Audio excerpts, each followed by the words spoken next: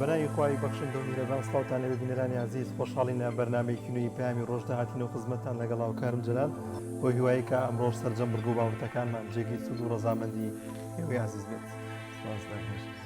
ئازیزان و خۆشەویستانی پەیامی ڕۆژ سڵاوی خوای پەروەردگارتان لێبێت. خۆشحاڵم کە ئەمڕۆ لە خزمەتانین بۆ پێشکەشکردنی بەرنمەیەکی تری پەیامی ڕۆژ بە کۆمەڵێک بڕگوڵاوەتی تایبەت و تازە و گرنگ و پەیوەست بە ئەمڕۆ و حاڵی ئێستەی خۆمانەوە کە لە خزمەتانن بۆ هیوای کە تاکۆتایی بەرنامە لەگەڵمان نابن. دیارە بابەتی یەکەممان ئەمڕۆ قسەکردن لەسەر چاکەکردن لەگەڵ خێزاندا کە مەبەست لە خێزان هەم ماڵ و منداڵەوە هەم بە تایبەتی هاوسەرەکان لەگەڵ یەکترەیە ئەوانەی کە لە ناو چوارچێوەیەکی خانوودا سەقفێکدا لەژێر سەقفێکدا پێکەوە دەژین بە تایبەتی لەژێر ڕۆشنایانی پیرۆزی ئیسلام بزانین ئیسلام چیمان پێ دەڵێ لەوەی کە لەگەڵ خێزانەکانمان چاک بین. بەڵازن لە تەوری دومیشماندا باز لە دوای ناڕەزایەتیەکانی مامۆسایان دەکەین بۆ پێیکە دەستپێکی ساڵی خوێندنی ئەم ساڵ نزیک بۆتەوە تا ئێستا کە مانگی نوێە سێ موچی مامۆسایان درراوە لە ئێستادا مامۆسایان ناڕازین و باز لەوە دەکەن کە بایکۆتی خوێندن دەکەن. ئێمە لەم تەورەیەماندا باز لە کێشە و گرفتەکان و ناڕەزایەتەکانی مامۆسایان دەکەین زانین ئەوان نیەتیان چیەوە پلانیان چێبووی کە بتوان داواکارەکانیان بۆ جێبەجێ بکرێت. لەگەڵشیدا کۆمەڵێک بڕگە و بابەت و کۆمەڵێک راپۆرتی دیکەمان بۆ ئامادە کردوون دەست پێک دەچینە کەش و هاوبزانین ئەمڕۆ پلەکانی گەرما تا چەند گۆڕانکاری بەسەرداهاتۆ پێکەوە بینەری دەبێت.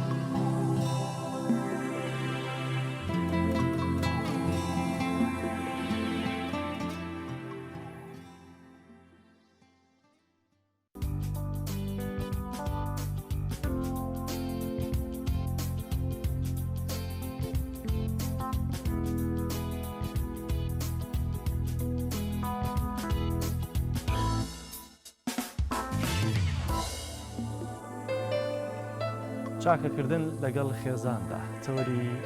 یەکەمی بەرنامەی پەیامی ڕۆژە با بزانین ئاینی ئیسلام چیمان پێ دەڵێ لەوەی کە چۆن چاک بین لەگەڵ خێزانەکانماندا. خێزان لە چوارچێوەیە و کەسانەی کە لەژێر سەقفێکی ماڵە هەمومان پێکەوە دەژین یاخۆت زیاتر لەگەڵ هاوسەر و منداڵەکاندا دەگرێتەوە. بۆ قسەکردن لەسەرم بابەتە میوانداری زۆر بەڕێز مامۆستا عەبدولحەمید بەرزنجیمان کردو. مامۆستاگیان زۆر سپاس بۆ دەسەلامەتەکان زۆر سپاس بۆ بەرزشتان. مامۆستا دیارە چاکەکردن لەگەڵ هەموو کەسێکا دەبێ واجب بێت، بەڵام لەگەڵ خێزانەکانە لەگەڵ خێزانەکانی خۆمانە چە ژین چ منداڵەکان یا بەگشتیوانی لەژێر سەقفێکا پێکەوە دەژین تا چەندە ئاینی پیرۆزی ئیسلام لەسەر شانی واجب کردو. الحمد لله رب العالمين والصلاة والسلام على رسوله الأمين محمد صلى الله عليه وسلم وعلى آله وصحبه وأمته أجمعين. صلاة إخوة قروا ميربان لجنابتانو طبعا بينداني بريز بيت. إخوة قروا سبحانه وتعالى لقرآن بيروزا دفرميت ومن آياته أن خلق لكم من أنفسكم أزواجا لتسكنوا إليها وجعل بينكم مودة ورحمة. إخوة قروا سبحانه وتعالى باصي نشانه وبلقوا ده صلاة إخوة من بودا كاد لبونا ورده دەفەرمێت بڕوانن تێ بفکرن لە دەسەڵاتی خوا لە بوونەوەردا. طبعاً ئەوەی کە خوای گەورە سوبحانە وتعالا نیشانی ئێمەی ئەدا هەندێک لە بەڵگە و نیشانەکان ئەوەی کە قورئانە و دەیخوێنینەوە هەنێکیشی ئەوەی کە لە بوونەوەردا دەیبینین. جا لەوەیاندا لە خاڵی دووەم خوای گەورە دەفەرمێت تەماشا بکەن کە خوای گەورە سوبحانە وتعالا هاوسەرانی بۆ ئێوە دروست کردووە لتەسکونوا ئیلەیها. یەکەم خاڵ خوای گەورە سوبحانە وتعالا لە باسی خێزاندا دەفەرمێ بۆ ئەوە خێزان پێک دەهێنێ دروست دەکرێ بۆ ئەوەی کە هێمنی و ئارامی و دڵ ئاسوودەیی و بەختەوەری فەراهەم بێت بۆیان. تاوان هەموو کەسێ لە ژیاندا هەر هەوڵ بۆ ئەمە ئەدات. حتا ئەو کاتانی کە ئینسان زۆر مێشکی ماندووە زۆر هیلاکە جاری وهەیە لە هەفتەی ڕۆژێکە لە دوو هەفتە کەڕەتێکە مانگی کەڕەتێک ڕۆژێدا ئەنێن هەنێک شت دەکردن و خۆیان ئامادە ئەکەن و دەڵێن با تۆزێ لەم جەنجاڵیە دوورکەوینەوە تۆزێ مێشکمان ئیسراحەت کە. ئەگەر ئینسان بۆ ڕۆژێک پشوو ئیسراحەت ئاوە خۆی بڵێن خۆی بۆ ئامادە ئەکا، ئەگەر بوێ ژیانێک ئاسوودە بێ بەختەوەر بێت دڵی خۆش بێ خوا دەفەرمێ لتەسکونوا ئیلەیها. چۆن خانوو هەرچەند چۆڵ بێ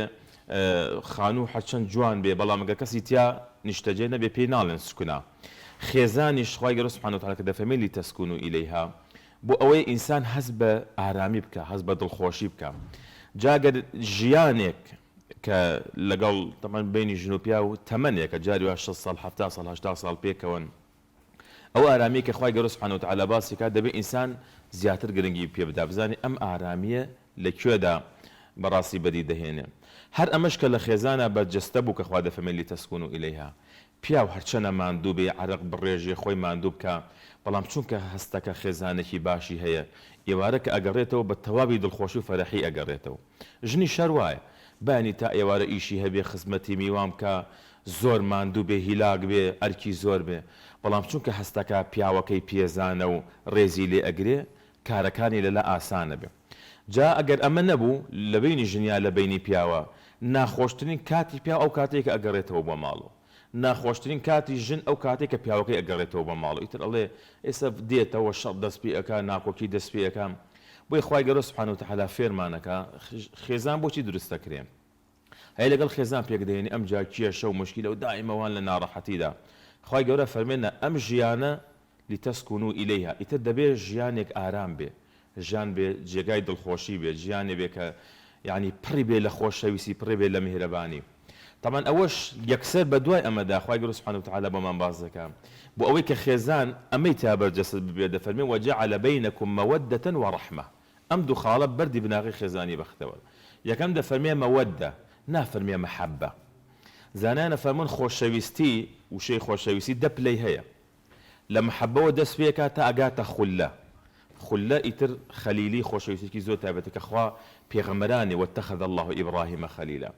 جا مەودە جۆرێکە لە خۆشەویستی بەڵام وەکو زانایان فەرموویانە پلەی پێنجەمە یعنی خۆشەویستیەکی قوڵ و بەهێز و پتە. ئێستا زۆر کەسێ مەحەبە هەیە لە بینیانە دوو ڕەفیقن دوو برادەرن دوو شەریکن جاری وایە لەسەر شتێک ناکۆکی یەکشێک لە بینیانە دروستە بێ چەند ساڵە ڕەفیقن لە یەکتر دوورەکەون و قسە لەگەڵ یەکتر ناکەن دڵیان لە یەکتر ئێشێ بەس خوا ئەفەرمێ ئەبێ لە خۆشەویستی بینی ژن و پیا و مەودە بێ خۆشەویستێکی قوڵ و بەهێز بێ. ئەگەر لە شتێکی شار ناکۆک بن دەیان خاڵی هاوبەشیانی کە دەتوانن پێک بێنەوە کە دەتوانن وەکو پێغەمبەر صلی الله علیه و سلم دەفەرمێ لا يفرق مؤمن مؤمنة إن كره منها خلقا رضي منها آخر کاتی شتێکە بینی لە خێزانەکەت پێت ناخۆشە سیفەتێکی هەیە بەدڵت نییە لەسەر ئەوە مەی بغزێنە ئەگەر ئەوەت پێ ناخۆشە چەندین شتی تری هەیە کە ڕضی منها لێ ڕازیت پێت شتێکی باشە جا بۆیە دەفەرمێ مەوەدە دووەم دەفەرمێ وەڕەحمە میهرەبانی بەزەیی ڕەحمەت جا هەرواشە هەر ژن و پیاوێک ئەم دوو سیفەتەیان تیا بە یەکتریان خۆش بوێ و ڕەحمەت و سۆز و میهرەبانی هەبێ بەرامبەر بە یەکتر مناڵیش هەمان سیفەت وەرەگرێ ئێوە مناڵش کە لە ناو خێزانێکە پەروەردە بوو کە خۆشەویستی تیا وەختە نەنک و باپیرەی خۆشەوێ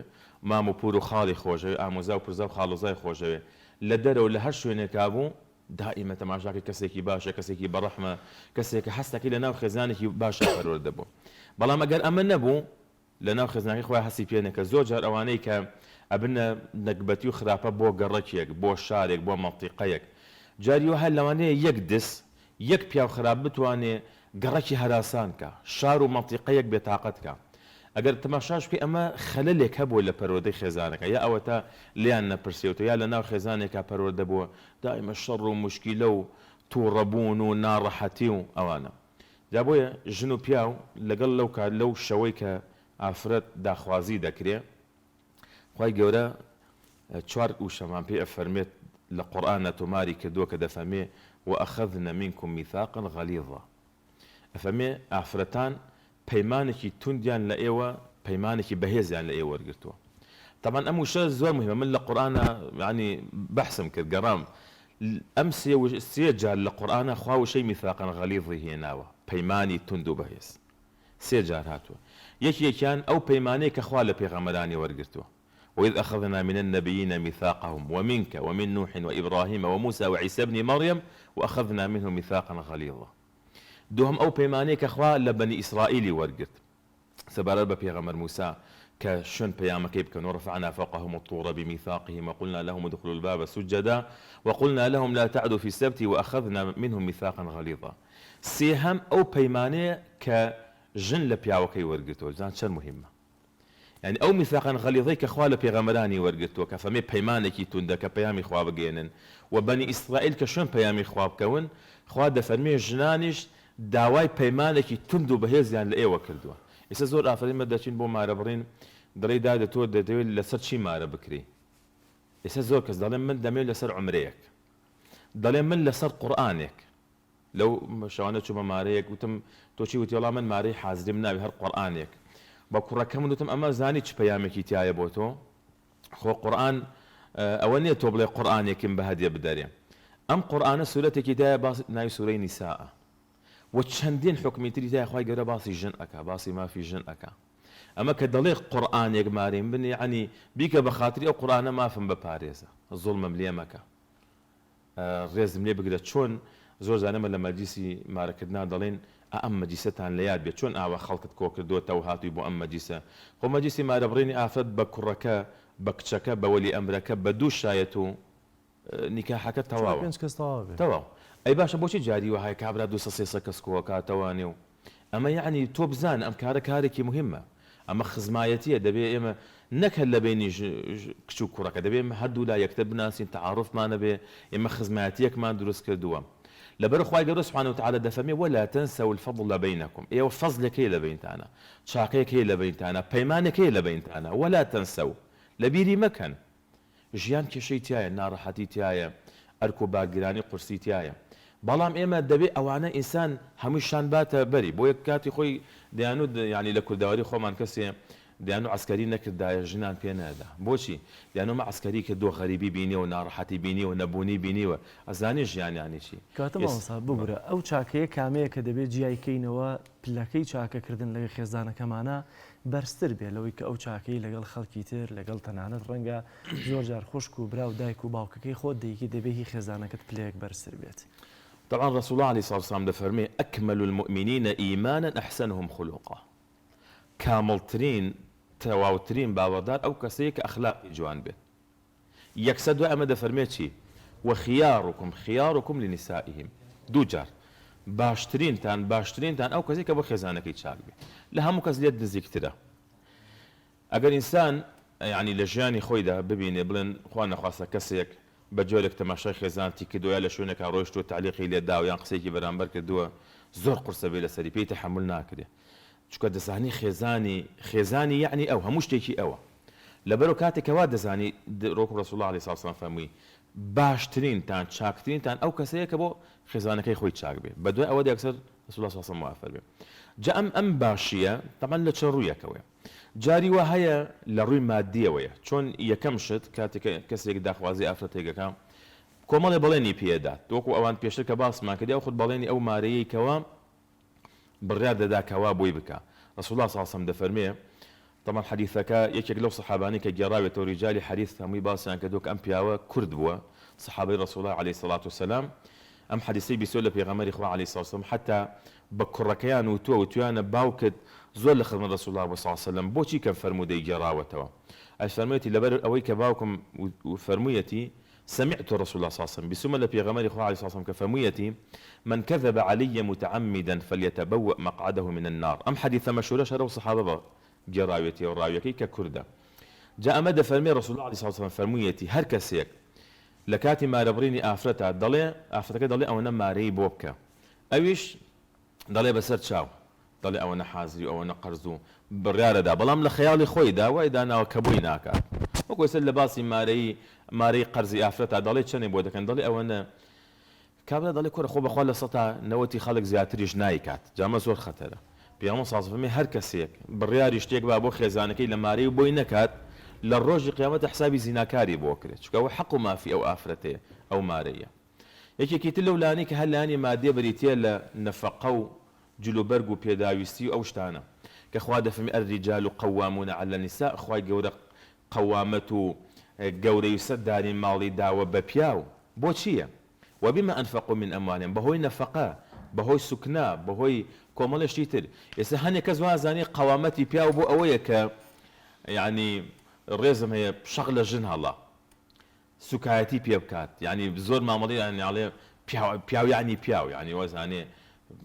جۆرێک وەکو کەسێکی دڕەندە پەنا بەخوا هینیکە قەوامەتی پیا و سەرداری پیا و بەڕێوەبەری ناو ماڵ بۆ ئەوەیە کە ئەو کەسە ئەرکومافەکان بە تەواوەتی جێبەجێکە ئەنجا دوای ئەوە دێتە سەر چاکبوون لە ژیانە وعاشروهن بالمعروف خوای گەورە دەفەرمێ بە معروف بە چاکە معاشرەیان بکەن ئەنێ ئافرەتە لە ناو ماڵ و باوکی خوزم و کەسوکاری خۆیدا بوو ئێستا ئەمە هاتووەتە لای تۆکو پێغەمبەر صلی الله علیه و سلم لە حەجەت الوداع لە حەجی ماڵ ئاواییە چەند خاڵێکی باس کرد کە کۆکراوی ئیسلام بوو ئیتر زانی ئەمە کۆتا حەجە و ماڵ ئاوای لە ژیانی دنیا دەکا و کۆتایی پێدێ رسول الله صلی الله علیه و سلم لە وتارەدا فەرمووی واستوصوا بالنساء خيرا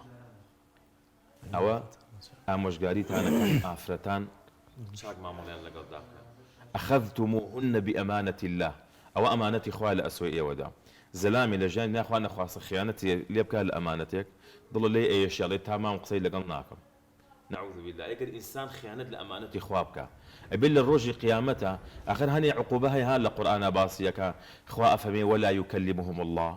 خوا گفتوگویان لەگەڵ ناکە ولا ينظر إليهم خوا تەماشایان ناکە یعنی تەشبیه نەبێ گەر ئینسانێک لە ژیانی دنیا خۆشت دەوێ لێو عاجز بێ قسە لەگەڵ نەکا چەند خەفەتی پێ خۆی ولی لە ڕۆژی قیامەتە لەو ڕۆژەی تۆ چەنە محتاجی بەخوا خوا قسە لەگەڵ ناکە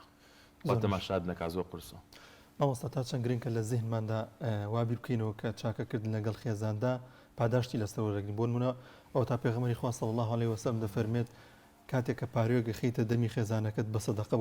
بۆت ئەنووسرێ ئەمە تا چەند گرنگە کە بیر بکەینەوە پاداشتێکی گەورە هەیە لەوەی کە ئێمە چاکە بکەین لەگەڵ خێزانەکانماندا بالا بەتەئکید هەموو چاکەیەک کە خوای گەورە سبحانه وتعالى یەکێ لەو شتانەی لە قورئانە فەرمانی پێ دەفەرمێ إن الله يأمر بالعدل والإحسان ئەمری خوایە ئیحسان چاکەکردن طبعا لەوانەش ئینسان لەگەڵ خێزانی خۆیدا لەگەڵ منداڵی خۆیدا هەتا رسول الله عليه الصلاة والسلام فەرمووی ئەو دینارەی ئینسان دەیبەخشێت لە پێناوی خوا بۆ جیهاد و بۆ تێکۆشان ئەو دیناری دەیبەخشێت بە کەسێکی هەژار و لێقەماو کە دێتە بە دەرگاکەی و ئەو کەسێک کە دیناری دەیبەخشێت بە کەسێک کە پێویستی پێیەتی و ئەو دیناری سەرفی دەکا بۆ خێزان و ماڵ و منداڵەکەی ئەوەی بۆ خێزان و ماڵ و منداڵی سەرفەکان لە هەر هەمویان خێری زیاترە رسول الله صلى الله عليه وسلم فهمي كفى بالمرء إثما أن يضيع من يقول بس خراپە و تاوانی بۆ ئینسانێک ئەوانەی کە نەفەقە و قوتیان لەسەر تۆی تۆ بچی زایان کەی ئیهمالیان کەی بەس ئیتە بڵێن کەسێکی خراپە بەخوا ئەو پیاوە هیچ نییە حەجی تا بەسەر نییە بۆ چونکە ینی ئیهمالە بەرامبەر بە ماڵ و مناڵی کەواتە ئەو کەسێکی کە چاکەکارە لەگەڵیان تەعاان نەچێتە بواری ئیسراف و زیادەڕەوی لە بوارە شەرعەکەی خۆیدا چونکە زۆر کەسێ لەوانەیە بەهۆی زۆر داواکاری ماڵ و مناڵ و خۆی تووشی قەرزداری و جۆرێک لە ئیسراف و ئەوانە کە دەبێت بەڵام لە حەدی خۆیدا پاداشی لەسەر وەردەگرێتەوە لە کارە خێرە زۆر چاکەکانە طبعا ئێمە خوا گەورە سوبحانه وتعالى لە قورئانە دەفەرمێ لقد كان لكم في رسول الله أسوة حسنة لمن كان يرجو الله واليوم الآخر هەکەس ئومێدی بەخوا بە ڕۆژی دوای هەیە رسول الله صلى الله عليه وسلم باشترین قودوەیە بووی جاء یەکێک لەو نمونانە کە طبعا نمونەیەکی زۆر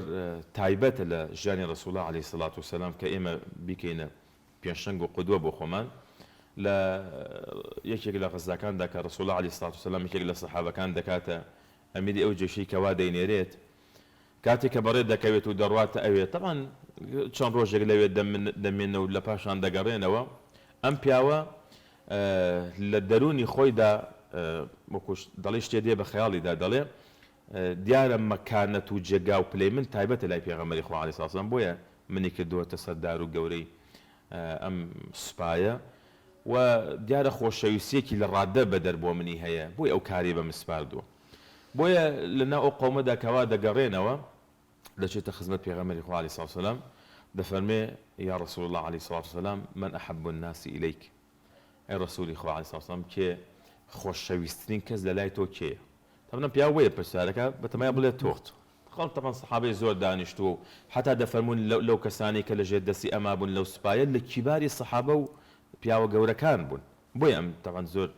خۆی پێ تایبەت بووە دەفەرمێ پێغەمبەری خوا عەلەیهی سڵاتو وسەلام دەفەرمێ عایشەی خێزانم لە هەموو کەس زیاتر خۆشترە ئەویش دەفەرمێ ئەی دوای ئەو يعني ما بس بڵێ ومن الرجال ما بس يعني پیاوە لە ناو پیاوەکانە ناو سەحابەکانە دەفەرمێ ومن الرجال أبوها لە ناو پیاوەکانیش باوکی ئەو لە هەموو کەس زیاترم خۆش دەوێت يعني ئێستا من زۆر جارە و پرسیارە دەکەم دەڵێم ئێستا بۆ مەگەر لە بەرنامەیەکی ئاوا ڕاستەوخۆ مایکێک بۆیتە بەردەم بۆ من هەر لە ناو مزگەوتە ناو ئەهلی مزگەوت ئێمە هەموو دەڵێن شوێنکەوتەی پێغەمبەری عەلەیهی سڵاتو وسەلام جاری وای خەڵک ینی بەیەمە دەڵێ بەخوا مامۆستاکانیان دەڵێ مەلاکان زۆر ترسنۆکن یا زۆر نەرمن لە ماڵەوە لەگەڵ مەلا ژنەکان مو نەرمن دەڵێن مو نەرمن ئەجا خۆی ئەوە تۆ ئەگەر چاوکەی لە پێغەمبەر صلی الله عەلەیهی وسەلەم دەبێ وابێ ئەگەر لە بەرنامەیەکی ئەوە ڕەسەخۆدا مایکێ بێنە بەردەمە و خەڵکە بڵێ کاکە تۆ کێ خۆشەویستترین کەسە لە لات بە هەر یەکێ لە ئێمە ئەخۆ چەند کەس چاوکە لە پێغەمبەر صلی الله عەلەیهی وسەلەم یعنی فەخر و شانازی بەو کابلە وەڵام من خێزانم لە هەموو کەس زیاتر خۆشترێ دەمە ڕەنگە کە ناژوێرێت ڕەنگە چەندین خەڵک چەندین قسەی بەس ماوەسا ببورێ ئێستا شتێکەیە کە زۆر خراپە لە کۆمەڵگای ئێمە یا شتەکان تێک چووە قسەیەکەیە باوە دەوترێت دەڵێ ئێستا ڕەنگە سەتانەوەتی پیاوانی ئەمە حەزکەن خزە خێزانەکانیان بمرێ ئەمە بۆچی واکە تا چەنە پێچەوانەی ئەو فرمودانەی پێغەمبەر درودی خوای لەسەر بێت پێچەوانەی بنەماکانی ئاینی ئیسلامە لەوەی کە ئێمە دەبێت خۆشەویستیمان بۆ خێزانمانە بێت نەک بە پێچەوانەکەی وەک جەناب تەڵەیەکە لی بپرسی ڕەنگە سەتانەوەتی حەزکای خێزانەکەیان بمرێت طبعا پێغەمبەری خوا عەلەیهی سڵاتو وسەلام ساڵی کە خەدیجەی خێزانی تێیدا وەفاتی کرد زانانی سیرە ناوێن ناو عام الحوزن ینی ساڵی خەفەتباری و ماتەمینی خێزان یعنی نزیکترین کەسە بۆ ئینسان لەبەر ئەوە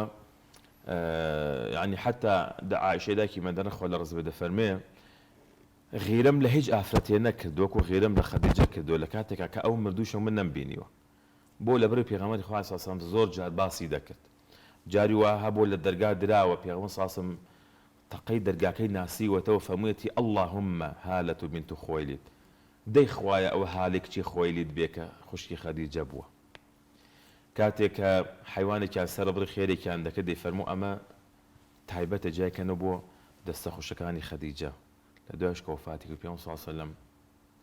زۆر بە وەفا بۆ بەرامبەر بە خێزانەکانی و زۆر ڕێزی لێگرتوون و دائیمە فەرموویەتی خەدیجە باشترین پشتیوان بۆ من لە کاتێکا کە خەڵک دەریانەکردم و سوکایەتیان پێکردم و قسەی ناشرینیان بەرامبەرەکردم بەڵام ئەو باوەشی سۆز و میهرەبانی بۆ من گرتەوە قەناعەتم وایە ئێمە چەنە لە دینەکەمان شارەزابین ئەوەنە ژیانمان خۆشتر دەبێت ئەوەنە دڵمان خۆشتر دەبێت ئەوەنە زیاتر چێژ لە ژیان نەبینین خی گەورە سوبحانەهو وتعالە ئەم ژیانەی بە ئێمە داوە بە تایبەت بەشێکی لەو ژیانێکێک لە قۆناغەکان قۆناغی بینی ژن و مێردیە ئاجامە زۆر جار لەو مناسبەتانەیە کۆمەڵی خەڵک دەبینین پیاوێکی بەڕێزمان هەیە ئاهلی مزگەوتی خۆمان کاک حاجی عەبدوڵڵا هەورامی گوڵپی یەخەخوای گەورە شیفای بدات طبعا نێکێکە پیاوێکی ئاهلی مزگەوتمانە زۆر جار ینی قسە و باز دەکەین دەی مامۆستا طبعا ئەو کەم باس دەکەم تقریبا 4-5 ساڵە بێت دەی مامۆستا من 40 ساڵە خێزانم هێناوە هەتا ئێستا زلەیەکم لێ نەداوە هەتا ئێستا پێم نەوتوە تۆ درۆوەکەی ئەنی هەنێک کەس هەیە لە ژیانی خۆیدا ئەوەنە دڵیان بەیەکەوەیە ئەوەنە دڵیان بەیەکەوەیە پیاوێکی ئاهلی مزگەوتی ترمانەیە کاک حاجی مستەفا وتی باوکم وەفاتی کرد وتی تر دەنگ و قەرەباڵغی و شت بوو وتیان ئەوە چییە لەو دەوروبەرە وتیان وەڵا فڵان کەس وەفاتی کرد وتی دایکم کە گوێی لێبوو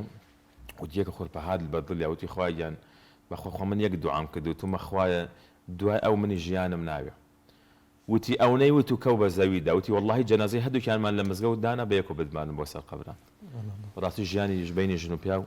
دەبێ ژیان هەتا مردن دڵیان پێکەوە زۆر سپاس بۆ مامۆستا عەبدولحەمید بەرزنجی زانایانی سپاس کە میوانی بەرنامەکەمان بووی سپاس بۆ جەنابیشان بەڵێ بینەرانی عەزیز دەچین لای ناوبڕێک و دەگەڕێنەوە لات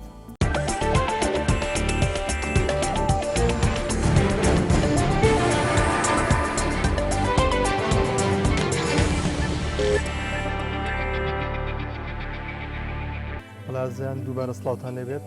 دەچین لای زانیاریە کە باز لە خواردنی پیتزا دەکات پێکەوە بینەری دەبین پیتزا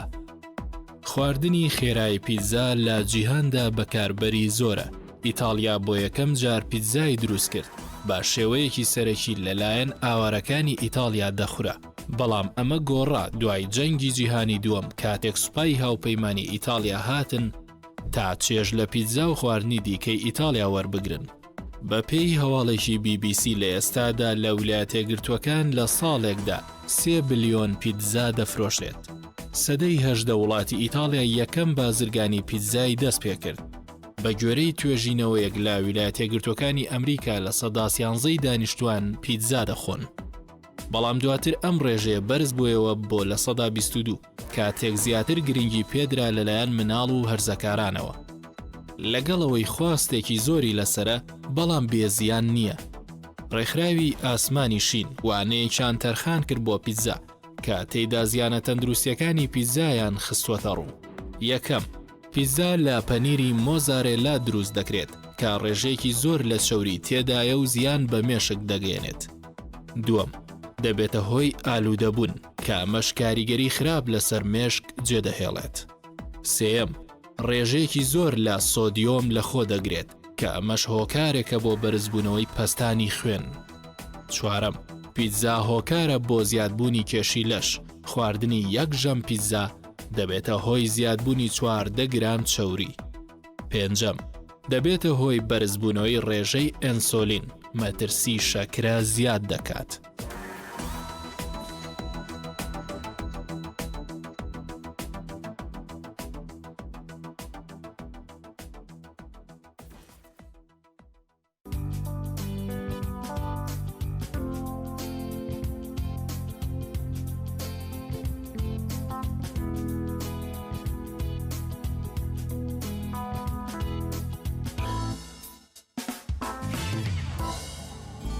بینەرانی عزیز دەچینە لای تەوەری دووەمی بەرنامەکەمان وەک دیارە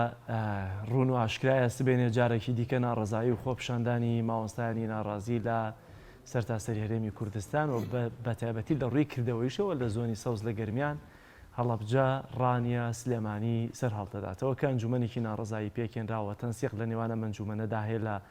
شار و ئیدارەکاندا لە پارێزگای سلێمانی بۆی کە سبەینێ گرتبوونەوەکان لە کاتژمێر 9 سەر لە بەیانی لە شوێنی دیایکراوی خۆیان کە بانگەشی بۆ دەکەن بەردەم بەڕێوەبەرایەتیەکانی پەروەردە دەست پێ دەکات دیارە ئێمە لەسەرم بابەتام ڕۆتەوەرمە ئامادەکردووە میوانمان دەبێت لێرە لە ستۆدیۆکانمان لە سلێمانی بەڕێز مامۆستا سادە خەڵەتنی واروها لە هەڵەبجە کاک مامۆستا دانا عەبدول و لە ڕانیە مامۆستا یاسین میوانمان کەمانە دامیەوە ئەنجومەنە ناڕازیان بۆ یە قسە لەسەر و ناڕزایە دەکەین کە جارێکی دیکە مامۆستایان کە دیارە لە ماوەی چەند ساڵی ڕابردوو کە بەهۆی قەیرانی داراییەوە بەهۆی پاشەکەوتی موچە و دواکەوتنی موچەکانەوە ناڕزایەکان دەستی پێکردو مامۆستایان پێشنگ بوون لەم ناڕزایەتیە. مامۆستا زۆر سپاس بۆ دەرفەتە بەخێر بن. لە جەنابتەوە دەست پێ دەکەین. بڕیارە سبێنێ لەسەر چی ناڕزایەکان دەست پێ بکەنەوە؟ سپاس بۆ بەڕێستان و بۆ سەرجەم بینەران و گوێگرانی کەناڵی ئاسمانی پەیام و سەرجەم هاوڵاتیانی هەرێمی کوردستان. دیارە هاوڵاتیانی هەرێمی کوردستان و بەشێکی زیندوو بە تایبەتی موچەخۆران و فەرمانبەران و مامۆستایان ئەبینن کە بەداخەوە ئەم کابینەینەوەی کە زۆر بە شانۆباڵی هەڵدرا کابینەیەکی شکست خواردووە، ئەتوانین بڵێن لە سەرجەم کابینەکانی تر لە ڕووی دابینکردنی ماف و پێداویستیەکانی هاوڵاتیان و فەرمانبەرانەوە شکستێکی گەورەی بەسەر خۆیدا هێناوە و خەڵکی دووچاری قەیرانێکی زۆر کردوتەوە بەداخەوە کە لە جاتی ئەوەی ئەم دەسەڵاتە یاخود ئەم کابینێ بێ بیر لە چارەسەری کێشەکان بکاتەوە ڕۆژ بۆ ڕۆژ کێشەی تازە ئەخڵخێنێ و قەیرانی تازە بۆ هاوڵاتیان دروستەکە. ئێمە وەکو مامۆستایان بە تایبەتی لە بواری پەروەردە ئەبینین کە سێکتەری پەروەردە سێکتەرێکی شکست خواردەوە بەدەست ئەم دەسەڵاتەوە و بە هیچ شێوەیەک بە هیچ جۆرێک هیچ بەشێک لەم دەسەڵاتی بیر لە چارەسەری کێشەکانی پەروەردە ناکاتەوە و ڕۆژ بە ڕۆژ و ساڵ بە ساڵ کێشەکانی پەروەردە زیادەکە بە بڕیارە نادروستەکانیان بە بڕیارە سەقەتەکانیان کە لە ژوورە داخراوەکانە دێریەکەن کە بڕیاری ناواقعین کە بڕیارێکن بە هیچ شێوەیە لەگەڵ واقع و ناو پۆل و هۆڵی خوێندنیەکانی هەرێمی کوردستان نایەتەوە. بۆیە ئێمە وەکو لە بەیاننامەی 21 مانگ ئاماژەمان پێداوە سەرجەم دەستە و گروپە ناڕازیەکان بە تایبەتی بڵێن گروپی ناڕازی مامۆستایانی سەرتاسەری ئەنجومەنی مامۆستایانی سەرتاسەری لەگەڵ گروپی فشار ئەنجومەنی فشار هەروەها مامۆستایانی زانکۆ پەیمانگاکان سەر لەبەری ئەو بڕیاری وەزارەتی پەروەردە ڕەت دەکەینەوە کە 27 مانگی دانەبوو بە دەستپێکی دەوام و بڕیاری داوە کە خوێندن ئەم ساڵ 2020 بۆ 21 بە خوێندن بە شێوازی ئۆنلاین ئەلکترۆنی بێ کە ئێمە ئەبینین ئەمە بڕیارێکی نادروستە و لەگەڵ واقعی هەرێمی کوردستان دانایەتەوە خوێندنگاکانی ئێمە و ئامادەیان نییە خێزانەکان ئامادەیان نییە ئەمە لە بەرژەوەندی خوێندکارانە بۆیە ئێمە سەرلەبەری ئەو بڕیارە ڕەدەکەینەوە و بەیانیش وەکو دەستپێکی یەکەم ڕۆژی ساڵی خوێندن ئێمە دەڕژین لەسەر شەقامەکان و خۆپیشاندان نەڕزاتی بە فراوان ئەنجام بدەین. زۆر باش مامۆستا وەک خۆدا ماژت پێکرد بەیانی بڕیارە خۆپیشاندان ئەنجام بدەن بەڵام دەنگووی وا هەیە دەوترێت کە بەیانی لەگەڵ هەفتەی ئەم هەفتەیە کە تێدەپەڕێت موچە دابەش دەکرێت باز لەو دەکرێت کە موچە دابەش بکرێت و مامۆسای موچە وەربگرن لەوانەیە ناڕازایەتیەکانیان کەم ببێتەوە یاخود نێنەوە سەر شەقام یاخود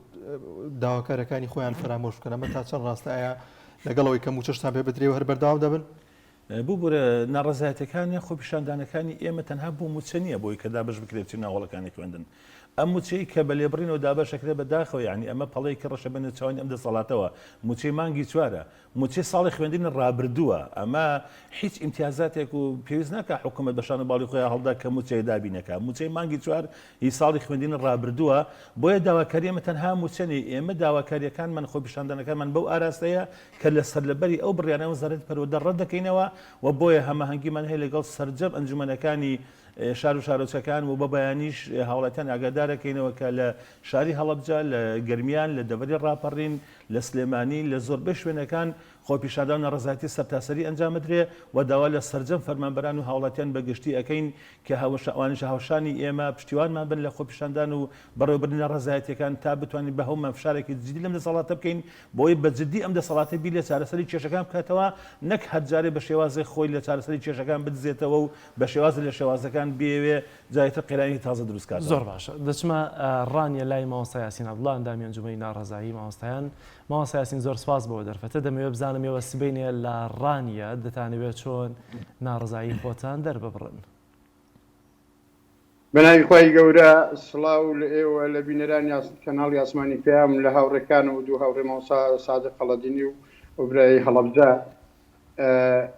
یەک ڕاستکردنەوەم هەبوو بۆ دەستپێشی جەنابەت کاک جەلال ئێمە ناڕزایەتیەکانمان تەنهای مامۆستایان نییە ڕاستە بەیانی لەبەر ئەوەی دەستپێکی ساڵی نوێی خوێندنە تایبەتە بە لێدانی زەنگی مامۆستایان لەسەر شەقام کە لە بەرامبەر ئەو ستەمەی کە دەسەڵات لە مامۆستایان و موچەخۆرانی دەکات بەڵام لە داهاتوودا ئێمە هەمانگیمان کردووە لەگەڵ سەرجەم چین و توێژەکان و سەرجەم گروپە ناڕزایەتیەکان فەرمانبەران و موچەخۆران لە دوای بەیانی کە لە بەردەم پەروەردەی ڕانیە ئێمە بەنیەتین سەعات کاتژمێردە بەیانی زەنگی خوێندن لە سەرشەقام لێ بدەین لە دوای ئەوە ناڕزایەتەکانمان دەبینە بەردەم دایرەکانی تر لە داهاتوودا چونکە فەرمانبەرانیشمان لەگەڵای چکە ئێمە لە هەرێمی کوردستاندا پێمان وایە لە زاخۆوە هەتا گەرمیان لە پێنجوێنەوە هەتاکو بەردەڕاستە ئەو هەرێمی کوردستان هەموو فەرمانبەران و هەموو مامۆسایان و هەموو چەخۆران و هاوڵاتیانیش و ئەوانەی کە داژنە مەزراون مامۆسایانی گرێبەست و دەرچوانی زانکۆی کە داژنە مەزراون هەمویان بەیەکەوە ستەمیان لێ دەکرێت لایەنەوە دەسەڵاتە بۆیە پێویستە بەیەک دەنگ و بەیەک هەڵوێست ئێمە لە بەرامبەر ئەو ستەمە بوەستینەوە ناڕزایەتەکانمان یەک بخەین و هەموو ناوچەکانی کوردستان بەیەک ڕۆژ بەیەک دەنگ بینە سەر شەقام و دژی ئەو ستەمەی کە لە مامۆسایانم لە موچە خۆران دەکرێت بوەستینەوە بەڵێ ئێمە لە ڕانیە بڕیارمانداوە بەیانی لە بەردەم پەروەردە کاتژمێردە زەنگی ناڕزایەتی لە جیاتی زەنگی ساڵی نوێی خوێندن لەسەر شەقام لێ دەدەین. زۆر باشە مامۆستا یاسین فەرمانبەرانی دیکە ئەو چینەی دیکە کە ناڕازین جگە لە مامۆستایان تا چەند لەگەڵ داواکارەکانی ئێوە تا چەند لەگەڵەوەدان کە پشتگیری ئێوە بکەون و بێنە سەر شەقامەکان ئایا ئەوانیش لە ڕێی بەیاننامەیەک یاخو لە ڕێگەی یادداشتێکەوە ئەویان پشتڕاست کردوێتەوە کە لەگەڵ ئێوەدا بەشداری دەکەن؟ بەڵێ ئێمە کۆنتاکمان هەیە لەگەڵ بەشێک لە فەرمانبەران و موچەخۆران و پارێزەران حتا پارێزەرانیش کە لەگەڵ زۆربەی چین و توێژەکانی تر لە دەڤەری ڕانیە ڕاپەڕین کۆنتاکمان هەیە و بەرنامەمان هەیە کە لە داهاتوودا بەیەک پاکێز بینە شەقام بەڵام ئەوەی بەیانی تایبەتە بە ڕەتکردنەوەی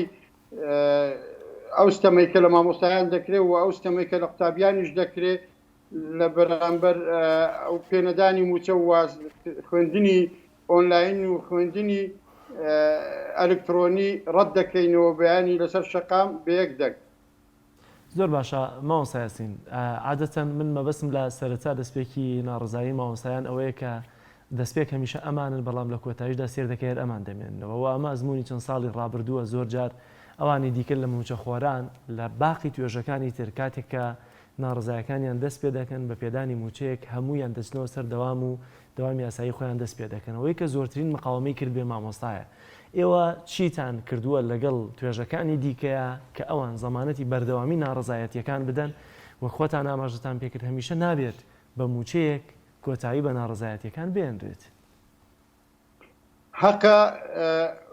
کۆمەلگا بە تێگەڕا هۆشیار بێت لە ئاست ئەو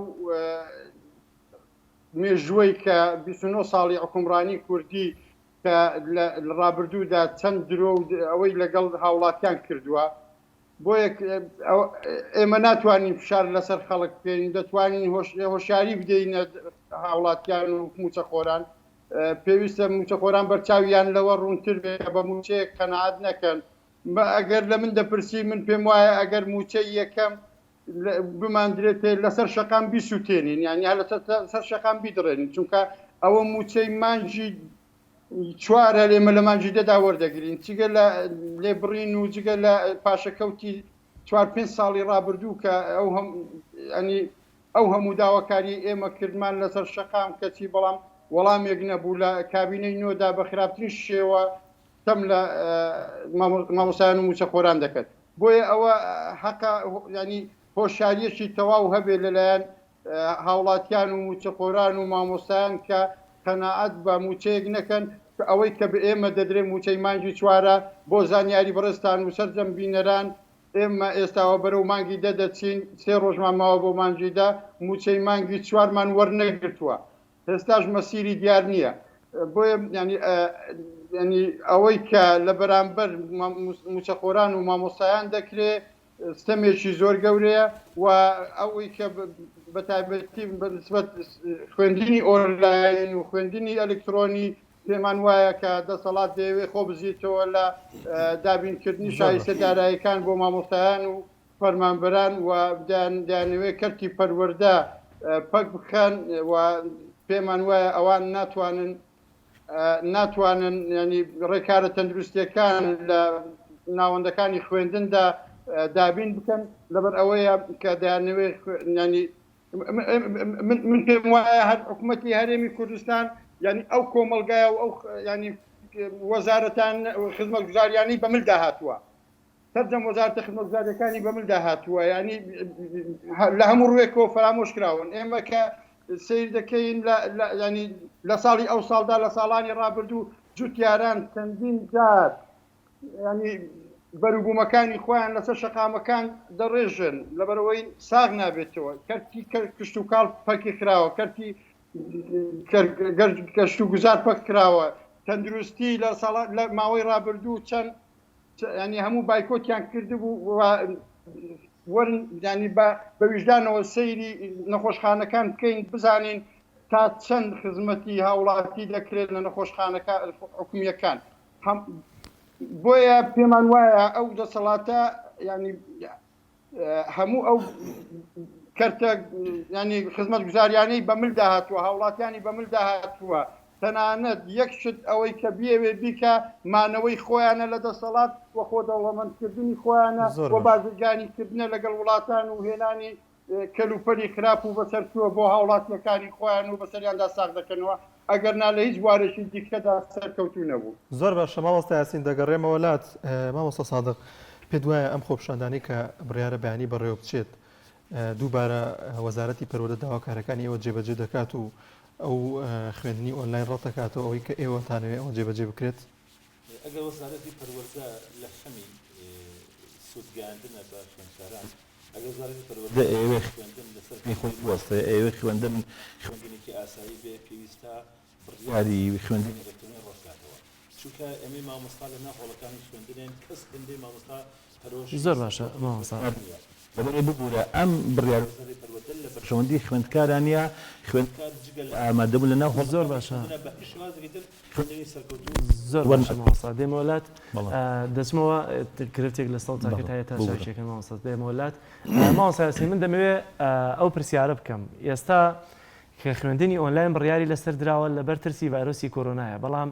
دیارە لە دوێنێ ئێوارەوە دەبینین لە هەولێرە و هەموو گردبوونەوە و هەموو هەزاران کەسێک هاتوونەتە سەر شەقامەکان پێمان دەڵێ لەوەی کە ڕەنگە خوێندن لە هۆڵەکاندا گرنگتر بێت لەوەی کە تۆ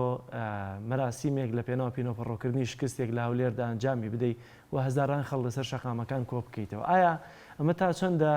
دووڕوویە یا یەک نەگرتنەوەیە لەوەی کە لەم لاوە لەبەر ترسی ڤایرۆسی کۆرۆنا خوێندن بکرێ بە ئۆنلاین لەو لاوە لەبەر پینۆپەڕۆکردنی شکستێکی حەزبی بەڵام هەزاران کەس دێنیتە سەر شەقامەکان و هیچ باس و خواسێکی لەسەر ڤایرۆسی کۆرۆنا نییە. بەداخەوە ڤایرۆسی کۆرۆنا بۆتە بیانوویەک بۆ دەسەڵاتە شکست خواردوەکان لە وڵاتە شکست خواردوەک دەسەڵاتە شکست خواردوەکان بە تایبەتی لە هەرێمی کوردستان ئێمە پێمان وایە کە لە هەرێمی کوردستان پەتای ڤایرۆسی کۆرۆنا بۆتە ینی بیانوویەک بۆ دەسەڵات ئەگەرنا لە بۆنە حیزبیەکان و بۆنە حکومیەکانی خۆیان هیچ ینی ڕێکارێکی تەندروستی ناگرێتە بەر بۆیە ینی ئەوەی کە دوێنێ بینیمان لە یادی ڕفراندۆمە شکست خواردوەکە لە شاری هەولێر بەداخەوە ینی هیچ ڕێکارێکی تەندروستی تێدا نەبوو ئەدی ناوەندەکانی خوێندن خۆ بەو جۆرە تێکەڵاوی تێدا نییە تابی دەتوانێت هەر یەکە و لەسەر ڕەحلەیەک دابنیشێ و مامۆساژ بە پێوە وەستا و ئیتر هیچ ینی مەترسیەکی تەندروستی تێدا نییە و دەتوانن لە ناوەندەکانی خوێندن ئەگەر مەبەستیان بێ ڕێکاری تەندروستی بەکاربێنی و دەرمانی پێویست و تعقیم و ئەو شتانەی کە پێویستن بۆ قوتابی لە دەرگای قوتابخانەکان دابدرێن و تەمامە و دەستشێش دابین بکرێت زۆر ئاساییە یعنی ئەگەر مەبەستن و ئاوی پاک بەڵام بەداخەوە ئەوان لە ساڵانی ڕابردوو هەتا ئێستا گرنجیان بە بواری پەروەردە نەداوە ئێمە ئێستاش قوتابیەکانمان لە بۆڕی ئاوی تانکی سەربان ئاو دەخواتەوە یعنی هەتا ئێستاش گرفتی تەندروستیش بەو جۆرەی نەبووە بەڵام یعنی حەق بوو کەرتی پەروەردە بە تەواوی گرنجی پێ بدرێت بەس ئەوان لە ڕابردووەوە هەتا ئەو ڕۆکەتی پەروەردەیان پشتگوێ خستووە یعنی ئەوە نابێتە بیان و مەسەلەی ڤایرۆسی کۆرۆنا لە هەموو جیهان تا دەرگای قوتابخانەکان کراوەتەوە یعنی ئەوە هەرێمی کوردستانە لە بەبیانووی پێدابین نەکردنی موچە و شایستە دارایەکانی مامۆستایان و خزمەتکردنی قوتابیان لە ناو قوتابخانە کردوێتی بیان و بۆ نەکردنەوەی دەرگای قوتابخانە ئێمە پێمان خۆشە وەک مامۆسایان ئاوێتەی قوتابیان بین لە ناو پۆلدا پێمان خۆشە دەست لە ملانی قوتابیان بین لە ناو پۆلدا بەو جۆرە دەتوانین زیاتر خزمەتی کەرتی پەروەردە بکەین نەک بە سیستەمی ئەلکترۆنی و ئۆنلاین چونکە ئێمە چاتر مەعاناتی قوتابیان و خوێنکاران دەزانین ئێمە چاودێرین لە ناو قوتابیاندا لە فرسەی جەرەس هەتا قوتابی دەکەینە ژوورەوە 10 دقە دوا دەکەوین ینی ئەیکە قوتابی لە ماڵەوە بێ و بە ئارەزوی خۆی لەسەر ئایپاتێک و لەسەر کۆمپیوتەرێک چاوەڕێی مامۆستا بکات دەبێت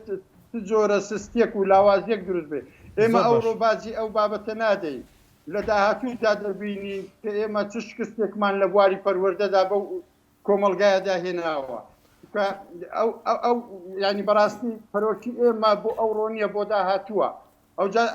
شکستەکە هەر لەو بابەتەدا نییە لە دانەمەزراندنی دەرچوانی زانکۆ و پەیمانگاکانە لە 6 ساڵی ڕابردوو کە جگە لە ئەوانەی خزم و کەسی خۆیان و بەواسەدا دەمەزرێ تاکە خوێنکارێکی دەرچووی زانکۆ و پەیمانگەکاندا نەمەزراوە بەڕاستی ئەوە ستەمێکی گەورەیە لە جیلی نوێ دەکرێت ئێمە پێمان وایە ئەو جیلەی کە لە دوای ڕاپەڕین لە دوای موالیدی 2000 سەم لێکراوترین جیلی کۆمەلگان 2 جار 3 جار ستەمیان لێ دەکران لەلایەن دەسەڵاتەوە ستەمیان لێ دەکرێت لەلایەن کەسوکارەکانی خۆشیانەوە ستەمیان لێ دەکرێت هەتا ئێستا کەسوکاری قوتابیان ناتۆتە سەر خەت ناڕزایەتی دەرببڕی بڵێ بۆ ستەم لەو قوتابیانە دەکەن بۆ ستەم لە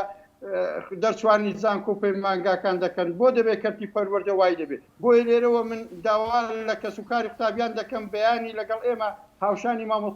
مامۆستایان لەسەر تاسەری کوردستان ناڕزایەتی دەرببڕن کە ئێمە پەرۆشی منداڵەکان و پەرۆشی داهاتوومانە پەرۆشی ینی کەرتی پەروەردەمانە ینی هەر بەڕاستی کەرتی پەروەردە لە داڕوخانشی زۆر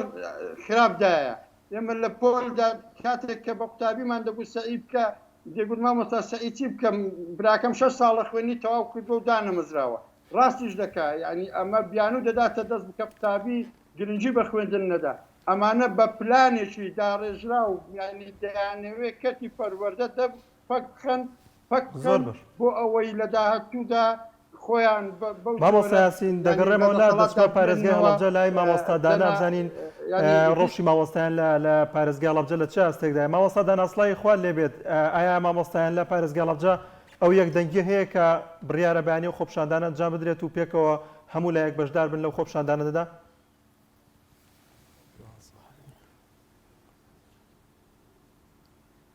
وابزانم دەنگەکە زۆر وازەح نییە لای من نازانم مامۆستادانا دووبارە سڵاو لێبێت دەپرسم ئایا لە پارێزگای هەڵەبجەدا ئەو یەکدەنگی هەیە کە تەواوی مامۆستایان لەو پارێزگایەدا بەشدار بن لەو خۆپشاندانەی کە بڕیارە بەیانی ئەنجام بدرێت و ئایا ئەوانیش ڕەوشی مامۆستایان و پرۆسەی خوێندن ڕەت دەکەنەوە؟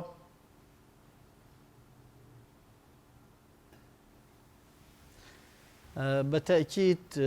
سەرەتا دەستخۆشی بۆ بەڕێستان بۆ ئەم دەرفەتە بەتەکیید مامۆسایانی بە هەڵوێست هەمویان لەم هەڵوێستەی سبەینێ لەو ناڕزایەتی سبەینێ بەشدار ئەبن و هەروەها ئومێ دەکەین فەرمانبەرانیش بێنە پاڵ مامۆسایان چونکە تەنها سبەینێ داواکە بۆ مامۆسایانیش نییە بە تەنها بەڵێ فۆکس لەسەر مەسەلەی خوێندنە و لەسەر ڕۆژی دەستپێکردنی دەوامە بەڵام دوجار ئەم هەڵوێستەوە ئەم ناڕزایەتی و دەنگ هەڵبڕینە بۆ هەمومانە و لە پێناوی هەمومانە ئومێ دەکەین هەڵەبجە وەک هەمیشە گەرم و گورتر بێ لەسەر جەم شار و شارەچەکان و هاوڵاتیان بێن بەدەم ئەم داوایی خۆپشاندەرانەوە و داواکەم لە دایک و باوکی بەڵام مامۆستادانا خوێنکاران و کەسوکاری خوێندکاری هەر مامۆسایانیش بە دەرنین لەوە پێویستە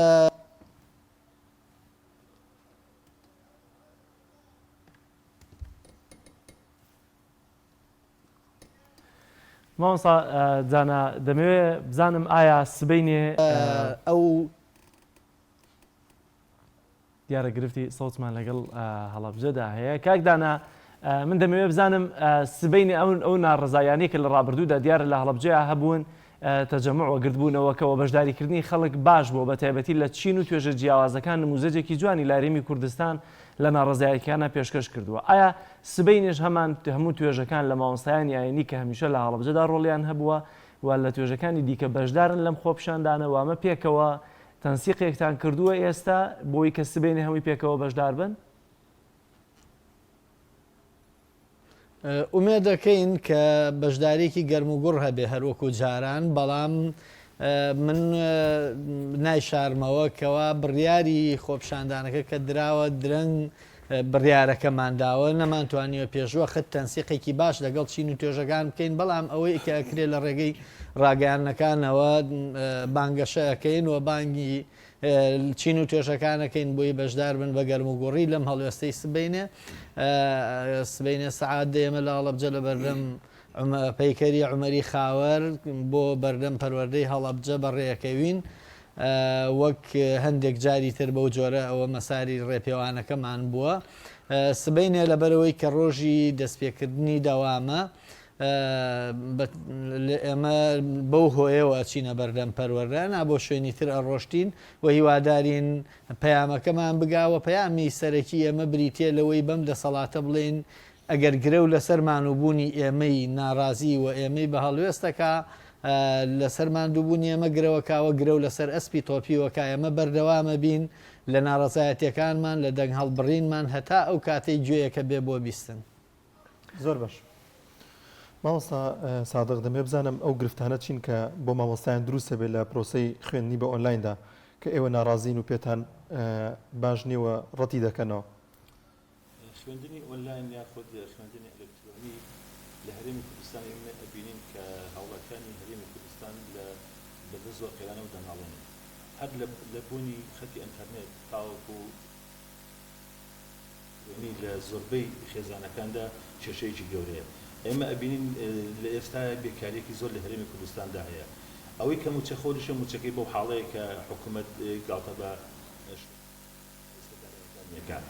کە جاری وا هەیە خێزانێک 5 قوتابی هەیە 4 قوتابی هەیە 3 قوتابی هەیە چۆن ئەکرێ ئەم خێزانە 3 ئامێری موبایلی یاخود ئایپاد یا ئامێری ئەلکترۆنی پێشکەوتو بۆ منداڵی دابینکە چۆن ئەکرێ ئەم خێزانە بەردەوام خەتێکی ئینتەرنێتی فری هەبێ بەردەوام منداڵەکەی لەسەر خەت بێ. لەلایەکی تریشەوە خوێندنی ئۆنلاین لە مناڵێکی بنەڕەتیە زۆر هەڵەیەکی کوشندەی لە ڕووی زانستیەوە. زۆربەی خێزانەکان کاتێک دایک و باوکیان لەسەر کارن 2 منداڵ 3 منداڵ بەتەنە لە ماڵەوە جێدێڵن. چۆن ئەکرێت چ زمانێک هەیە کە ئەم 2 منداڵیان مناڵانە بە بەکارهێنانی خەتی ئەنتەرنێت و ینی ئامێری ئەلکترۆنی نەکەونە هەڵی زیاترەوە کە بۆ ژیانیان زەرەری هەبێ کە ئێمە ئەبینین تۆڕەکانی کۆمەڵایەتەکان یاخود ئەلکترۆنیەکان زۆرینەی پڕە لە شێوازێکی پەروەردەیی کە خێزانەکان لەیەک هەڵەوەشێن لە شیرازەی پەروەردە لە کۆمەلگایە ئەشێوێنێ کەواتە ئەم بڕیارەی وەزارەتی پەروەردە کە حکوومەتی هەرێمی کوردستان دەری کردووە تەنها خۆت زیینەوەی لە دابینکردنی ماف و شایستە دارایەکانی مامۆستایان بۆی کە بە هەرچۆنێ بێ بڵێ ئێمە خوێندنمان هەیە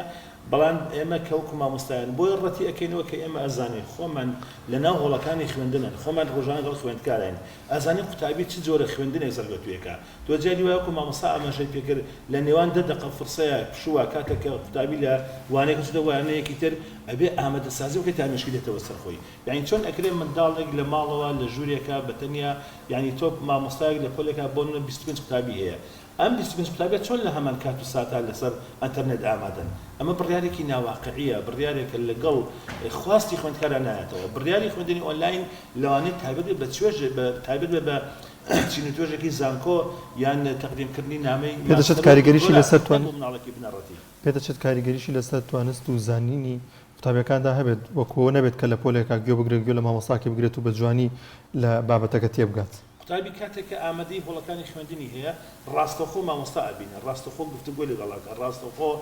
لە بەردەمیایەتی ئەتوانێت هەر پرسیارێک کە بە مێشکی دادێ لەو کاتەیە پرسیار بکە کاتە کاتێک کە لەوانەکە تێنەگات تۆنێت دووبارەی کاتەوە بۆیە زۆربەی کە مامۆستا هەمیشە ئینسنجامێکی باش لەگەڵ قوتابیانی هەیە بەم شێوەیە ئەتوانێت خوێندنێکی سەرکەوتوو جێبەجێکە نەوەک لە ڕێگەی دابینکردنی ئامێری ئەلکترۆنی مۆبایلەکە مەزانی مناڵان بە تایبەتی لە قۆناغی یەک تاوەکوونە بنەڕەتی زیاتر خەریکی یاریکردنن بە ئامێرە ئەلکترۆنەکانیان نەک دەستکەوتنی زانیاری و گەڕان بە دوای زانیاریان. سادە دیارە لە ماوەی ڕابردوودا ئەو ناڕزایەتیانی کە بە تایبەتی مامۆستایان هەمیشە ئەنجامیان داوە دەکرێتەوە بڵێ کاکە من سبەینێ سەعانۆ گردبوونەوەیەکم هەیە لە پێنەوە ئەم داواکاریە گەورانەی کە هەیە وە چارەنووسازم بۆ داهاتووی مناڵەکانمان بڵێ ساعتەوە نەبووە نەگردبوونەوەیەکمان هەیە حکوومەتیش فێرە بێ باکە وەڵام ناداتەوە ئیدی تەواو یا ناتانەوێم جۆری ناڕزایەتیەکانتان بگۆڕن ئەڵبەتە لە چوارچەوەی مەدەنیەت داوە ینی با خەیمە هەڵدان درێژمە و دا بێ بەردەوام بێ بایکۆت بێ ینی ئێستاوی کە ماوەسا بەدەستیەوەیتی سبێنێ خۆپشاندانێکی دووکاتژمێری بکە دوایش بڵێ بایکۆتی دەکەم بەشێکی بایکۆتی بکە و بەشێکیشی نەیکات ئایا بەم شێوازە دەکرێت وەڵام وەربگری لە حکوومەت؟ ئێمە سەرجەم هاوڵاتیان دڵنیاکەینەوە بە پشتیوانی هێزی لە بناوی گەل کە سەرجەم هاوڵەدان پشتیوانیمان بکەن لە ناڕزایەتی خۆی پیشاندانەکان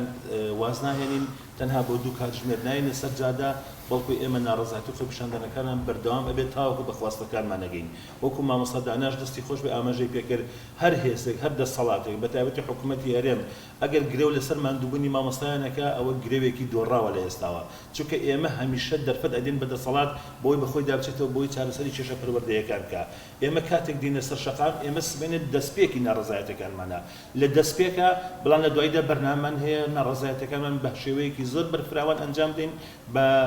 کۆنتاکت تەنسیق لەگەڵ سەرجەم چین و توێژەکانە و لێرەشەوە داوا ئەکەین سەرجەم هاوڵاتیان سبەینێ لە بەرسعاددا لە بەردەم پەروەردەی ڕۆژاوا بە نسبەت شاری سلێمانی و بە نسبەت شار و شارۆچەکانی تریشەوە کە ڕاگەیەندراوە هەر شار و شارۆچکە لە شوێنە گردبوونەوەکە هاوڵاتیان پشتیوانمان بن چونکە قەیرانی پەروەردە قەیرانی نەبوونی دارایی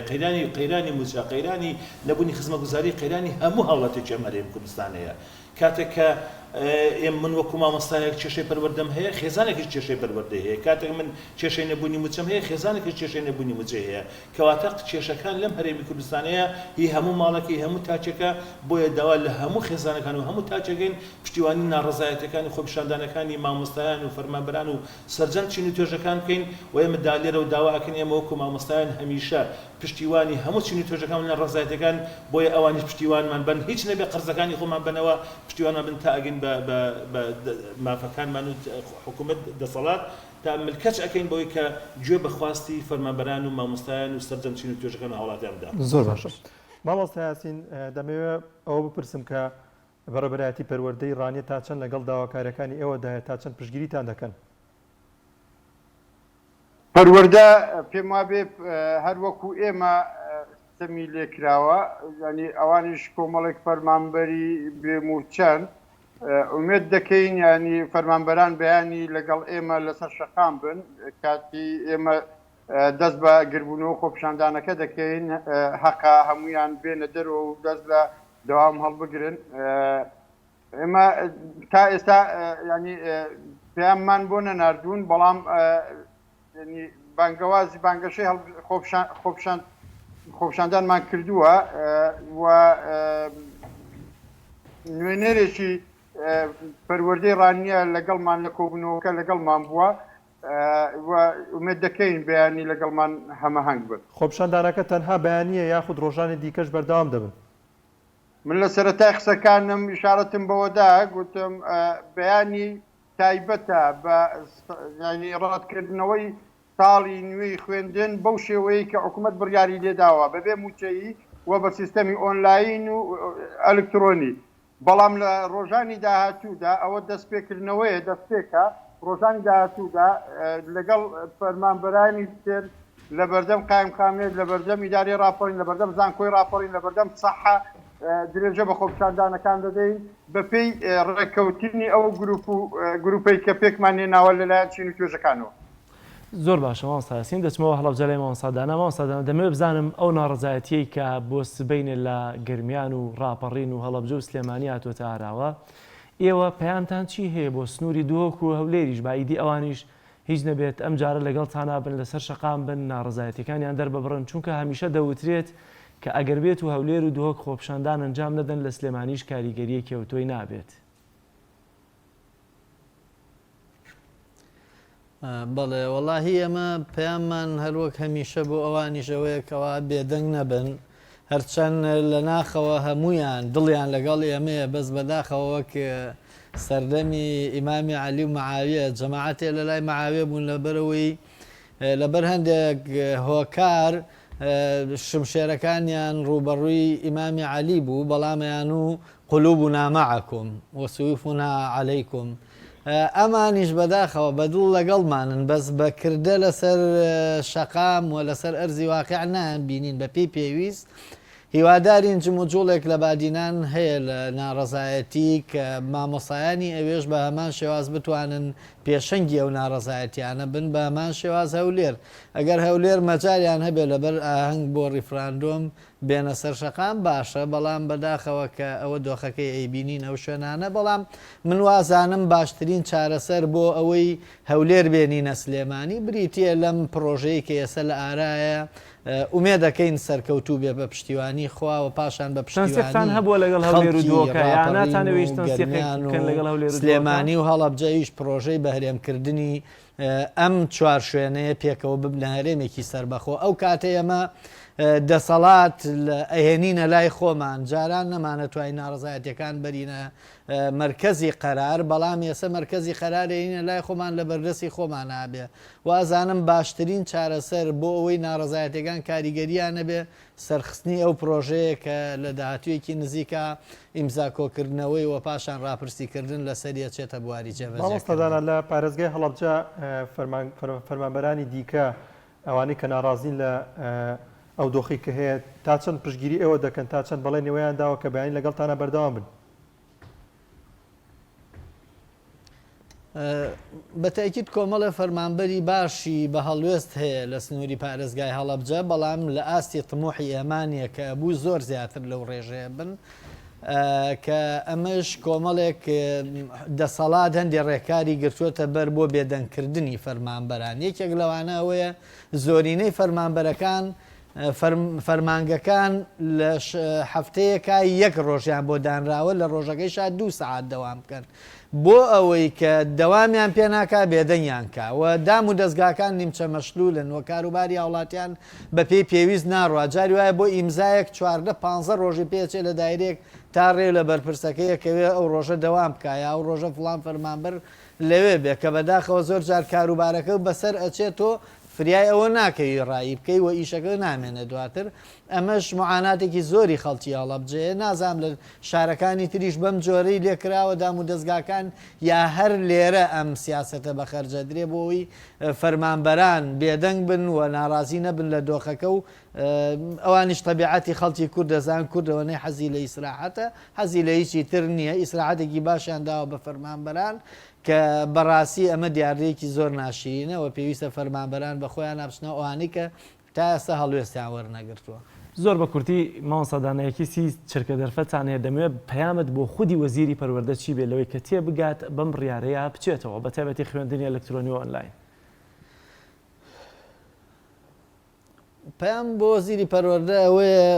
داوای لێکەم ڕازگۆ بێ لەگەڵ خۆشی و لەگەڵ خەڵکیش کە بەداخەوە سەرەتا هات ئەو وەزیرە ئێمە تەسەورمانە کرد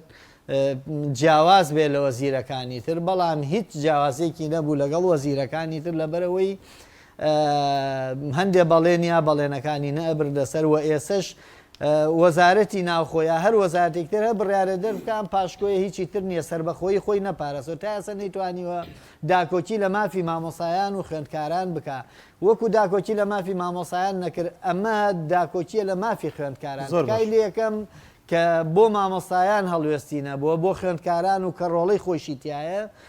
هەڵوێستێکی هەبێەوە بێتە دەنگ و ئەم بێ حورمەتیە بە پەروەردە و بە فێرکردن ڕاگرێکە و بەرپرسی یەکەمە زۆر باشە مامۆستا یاسین دەمەوێت دەگەڕێمەوە لای تۆ بزانم دواپەیامی تۆ چییە بەس بە کورتیوە لە ماوەی 30 سانیەدا بیگەێنیت دواپەیامم بۆ سەرجەم موچەخۆران و مامۆستایان و هاوڵاتیانی هەرێمی کوردستان بەگشتی وەک لە سەرەتا گوتم لە زاخۆوە تا گەرمیان لە پێنجۆنەوە تا بەردەڕەش بە شێوەیەشی زەڕەر هەمومان لە ناو ئەو زەربەدا لەناو تەملێکراوین لەلایەن ئەم دەسەڵاتەوە بە یەک دەنگ ڕوبەڕووی ئەو ستەمە ببینەوە لە داهاتوودا بۆ ئەوەی مافەکانی خۆمان بۆ وەربگرینەوە چونکە بەڕاستی ناکرێتی تر لە بەو جۆرە بێدەنگ بین لە بەرامبەر ئەو مستەمەی کە ئومێد دەکەین برایانمان مامۆستایانمان فەرمانبەرانمان لە سنووری بادینان و هەولێر هاو ئاهەنگ بن لەگەڵمان هاو هەڵوێز من لەگەڵمان تر بەجێمان نێڵون تەنیامان نەکەن وەکو ساڵانی ڕابردوو بۆ ئەوەی ئەو بیانوە نەدەینە دەسەڵات بڵێن نەڵێن تەنها لە سلێمانی خۆپستاندانەوە ئەوە هیچی بەرهەمی نابێت بەس ئێمە بە پێچوانەوە پێمان وایە لێرەش ئەگەر مامۆستایان و فەرمانبەران بە بەردەوام بن بە ڕێژەیەکی باش بێنە سەر شەقام بەرهەمی دەبێ و دەتوانین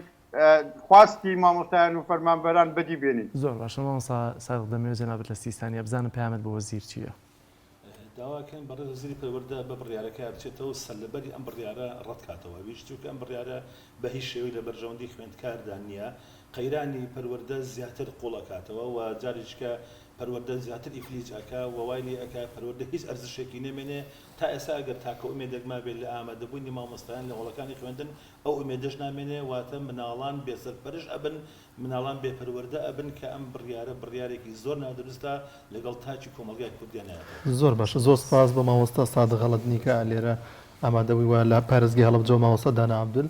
لە ڕانیەشەوە مامۆستا یاسین عەبدوڵڵا سپاس کە میوانی بەرنامەکەمان بوو. سپاسدانەکەم مامۆستاگیان. بەڵێ بینەرانی عەزیز بە یارمەتیە و کارانمان بەرنامەی بۆشمان پێشکەشکردن بۆی هیوایی کە سەرجەم ڕگە و باوتەکانمان جێگەی سوود و ڕەزامەندی ئێوە ئازیز بوو بێت تا بەرنامەیەکی دیکە بەخواتان دەسپێرین خواتان لەگەڵ.